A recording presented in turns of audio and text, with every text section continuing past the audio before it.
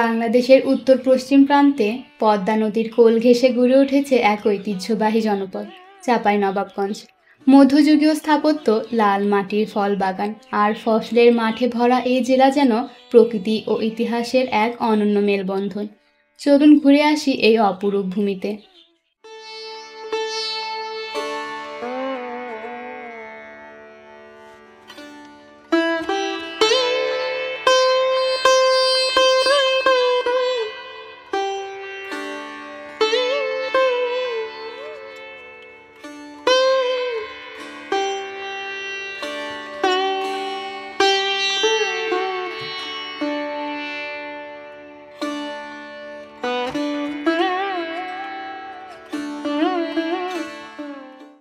চাঁপাইনবাবগঞ্জের ইতিহাস প্রাচীন। একসময় এটি ছিল গৌড় রাজ্যের অংশ। মুঘল ও ব্রিটিশ আমলের নিদর্শন আজও ছড়িয়ে আছে এখানে। শিব মন্দিরের অলঙ্কৃত স্থাপত্য, চাঁপাই জামে মসজিদের সুলতানি রীতি আর নবাবগঞ্জ কাচারি বাড়ির ঔপনিবেশিক সৌন্দর্য, সব মিলিয়ে এখানে ইতিহাসের স্পর্শ জীবন্ত।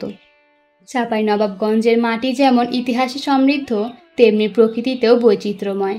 এখানকার লাল মাটি জন্ম দেয় মিষ্টি আম, লিচু আর নানা ফসল। পদ্মার চরে চরে গড়ে ওঠা সবুজ শ্যামলিমা যেন প্রকৃতির অকৃপণ দান। চাঁপাইনবাবগঞ্জ শুধু একটি জেলা নয়, এটি বাংলার হৃদয়ের এক টুকরো।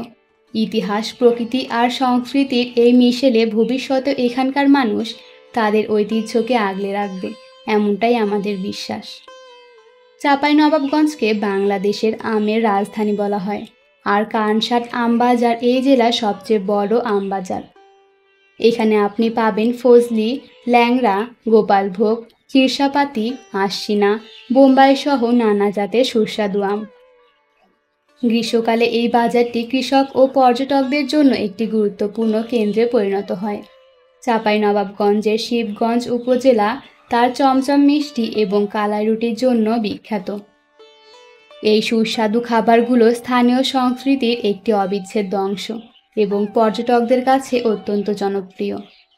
কানসাটের আশেপাশে রয়েছে বেশ কিছু ঐতিহাসিক স্থাপনা, যেমন ছোট সোনা মসজিদ, তুহাখানা কমপ্লেক্স এবং শাহ নেয়ামতুল্লাহর মাজার। এসব স্থাপনা সুলতানি ও মুঘল আমলের স্থাপত্য শৈলীর অনন্য নিদর্শন। ছোট সোনা মসজিদের পাশেই রয়েছে বীরশ্রেষ্ঠ ক্যাপ্টেন মহিউদ্দিন জাহাঙ্গীরের সমাধি। মুক্তিযুদ্ধে তার বীরত্বপূর্ণ অবদানের জন্য এই স্থানটি জাতীয় ইতিহাসের একটি গৌরবময় অধ্যায়।